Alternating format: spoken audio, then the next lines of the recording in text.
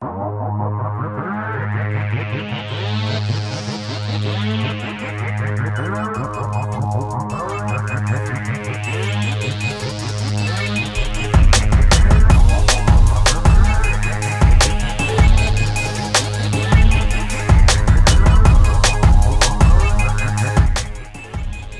sommes avec Monsieur Gollnisch, Bruno Gollnisch, pour le site des non-alignés.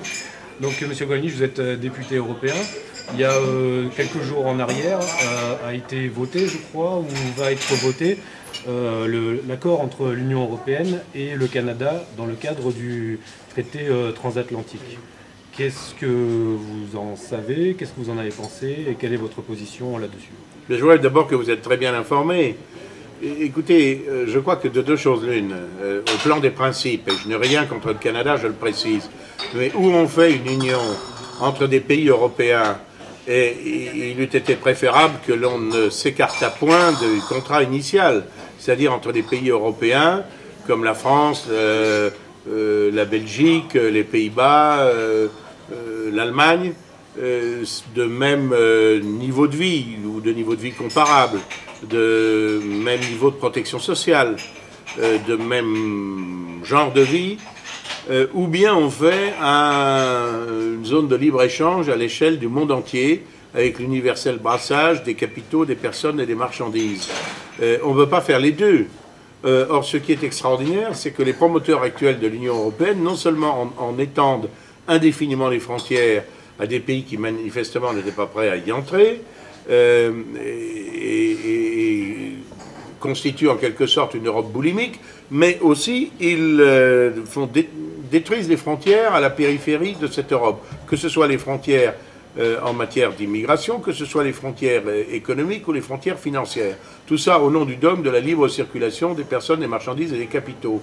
Alors, je n'ai rien contre le Canada, je n'ai rien contre nos amis d'outre-Atlantique, évidemment en particulier les Québécois qui nous sont proches par un héritage francophone, mais je crois qu'il faut faire un choix. Et si on reste dans l'Europe, eh bien, le principe, ça va être la préférence européenne. S'il faut que le libre-échange existe à l'échelle du monde entier, c'est pas la peine de faire l'Europe. Alors, est-ce que vous croyez que en fait, le projet d'Union européenne porte en lui les germes de cette union transatlantique, ou bien c'est une dérive récente, ou bien dès le départ, comme le soutiennent certains depuis l'époque de Monnet, le projet c'était de faire un marché intégré avec les États-Unis et de nous assujettir. Eh bien, c'est sûr, il est certain que de Jean Monnet, mais je ne peux pas faire parler les morts, on ne le saura jamais. Je crois que Jean Monnet était très lié aux intérêts américains. Et que donc on peut penser que dès le départ, le projet était un projet en quelque sorte mondialiste, globaliste, comme disent les anglo-saxons. C'est en tout cas ce que pense Jean-Marie Le Pen. Moi, je n'en suis pas personnellement certain. Je veux dire qu'on n'en aura jamais les preuves. Peut-être que Robert Schuman, lui, pensait avant tout, sincèrement, à la nécessaire réconciliation franco-allemande. Et pensait qu'en mettant en commun le charbon et l'acier, qui avaient été à la fois les instruments et les buts, peut-on dire, des deux conflits mondiaux qui ont été d'atroces guerres civiles européennes, eh bien on empêcherait le retour de ces conflits. Le résultat de la communauté européenne du charbon et de l'acier est aujourd'hui assez palpable. C'est hélas qu'en France, il n'y a plus de charbon, il n'y a plus d'acier. La dernière acierie, c'était Mittal. Il n'y a plus de mines de fer, il n'y a plus de mines de charbon. Donc, dans n'importe quelle autre entreprise humaine, devant cette succession d'échecs, on poserait son sac, on s'assiérait sur le bord de la route et on se dirait, réfléchissons un instant et demandons-nous si nous n'avons pas fait fausse route et s'il ne faut pas faire autre chose. Mais là, dans l'Union européenne, parce que c'est devenu un phénomène quasi religieux, démoniaque, dirait d'autres, ce doute ne parvient pas jusqu'aux esprits de la majorité de ces mondialistes. Ils disent toujours, quand ils sont en présence d'un échec, que s'il y a cet échec, c'est parce qu'il n'y a pas encore eu assez d'Europe et qu'il faut aller encore plus loin. Et c'est ça qui est absolument insupportable et que nous combattons dans cette institution. Alors, qu'est-ce qu'un député européen peut faire? En fait, est-ce qu'un député européen, ça sert à quelque chose en fait? Je me pose souvent la question, je ne dirais pas en me rasant tous les jours, mais presque. Dans les systèmes démocratiques, la minorité ne peut pas faire grand-chose. elle peut témoigner, elle peut prendre date, elle peut quand même houspiller la majorité, indiquer qu'elle fait fausse route, prendre à témoin ou essayer de prendre à témoin l'opinion publique. C'est ce que nous avons fait avec une opiniâtreté, une persévérance absolument remarquable. Mais tout de même, il nous arrive de marquer quelques points. Je vais vous donner 2 exemples tirés de la dernière session de Strasbourg qui vient d'avoir lieu depuis ce lundi jusqu'à jeudi dernier. Il y avait un abominable rapport Estrella qui est très représentatif de ce que le regretté Jean-Paul II appelait la culture de mort, hein. De la violation systématique de la loi naturelle, la promotion du LGBT, qui est de la théorie du genre, du lesbianisme, transsexuel, etc. Enfin, de l'avortement libre, gratuit, obligatoire, partout, la suppression de toute clause de conscience pour les médecins. Enfin bon, j'ai déposé, ou plutôt repris, l'intervention très timide d'un conservateur britannique qui demandait au président du Parlement de reporter ce texte au motif qu'il y avait trop d'amendements. Autant demander au bourreau de brûler la guillotine, quoi, hein, pratiquement. Et j'ai fait mine de comprendre que ce parlementaire demandait le renvoi en commission en son nom propre, et qu'à partir de ce moment-là, c'était plus au président du Parlement d'en décider, mais c'était à la majorité de ce Parlement. Il en est résulté un tel tumulte, un tel brouhaha, mais mon intervention ayant été quand même reprise par certains, défendue par d'autres, y compris par des concurrents ou adversaires politiques qui disaient quand même il faut laisser la majorité s'exprimer, etc. Finalement, la présidente de Guerlas a mis le renvoi aux commissions vote et il a été voté. Alors, ce n'est peut-être qu'un peu de temps de gagner, mais compte tenu du fait que ce Parlement est renouvelé dans quelques mois, eh bien, ça montre au moins que ce projet ne passe pas comme une lettre à la poste, alors que c'est ce qui était initialement prévu, et ça a suscité une fureur dans les rangs des libéraux, de la gauche, etc., absolument, et de tous les apôtres de la décadence des mœurs, une fureur absolument incroyable. Ça, c'est le premier exemple. Le deuxième exemple, il y a ces fameuses révélations sur l'espionnage américain à grande échelle. Je trouve d'ailleurs extraordinaire qu'alors que la France reçoit toutes sortes de personnes qui ne sont évidemment pas des réfugiés politiques, on ait refusé l'asile politique à Snowden, qui nous a révélé tout ça.